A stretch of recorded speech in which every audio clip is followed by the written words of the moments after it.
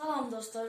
Men Жалал Абад облусунун Нүкен районуна караштуу Шайдан айыл өкмөтүнүн Тоскалата айылындагы Эркул Арапов атындагы башталгыч мектебинин 4А классынын окуучусумун. Мен азыр силерге Чыңгыз Айтматов жөнүндө айтып бергим келип турат. Залка жазуучу Чыңгыз Айтматов 1928 жылы 12 декабрда Таластын Кара Бурар районундагы Шекер айылында төрөлгөн. Атасы Төрөкул Айтматов, апасы Накима Хамзаева. Өз кезинин эң билимдүү адамдарынан болушкан. Чыңгыз Айтматовдун балалык чагы улуу ата мекендик согуш учуруна туш келип, ал 14 жашында айылдык кеңештин катчысы болуп иштеген. Анын газетчи Зүйө аттуу эң биринчи аңгемеси 1952 жылы жарык көргөн.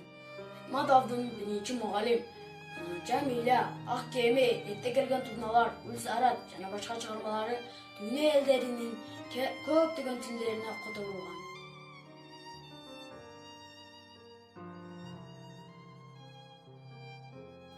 Айылым, Шекер айылыма көп барам. 2-3 катта басам, көңүлүм толбой турат. Туугандарым келин алат, кыз берет, жакшылык жамандыгы аралаш. Бул дүйнөдөн өткөргөнгө бир уч топурак салуу да парз. Айтор көңүл тартып турса шултоо табылат. Балдарым нукура шаардык болуп калышты. Эр жеткен жигиттер бирок ата бабасынын туулуп өскөн жерин таанып билип жүрсүн деп, аларды да айылга үйрөтүүгө аракеттенем. Анткени менен заман өзгөрүлдү окшойт. Ким билет, өзүң сыяктуу айылга катнаша алар бекен. Аны келечек көрсөтөр.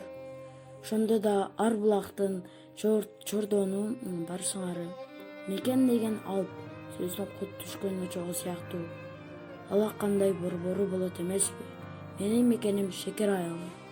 Залка жазуучунун биз үчүн жазган көптөгөн чыгармалары бар. Мен аларды жакшы көрүп окуп келем.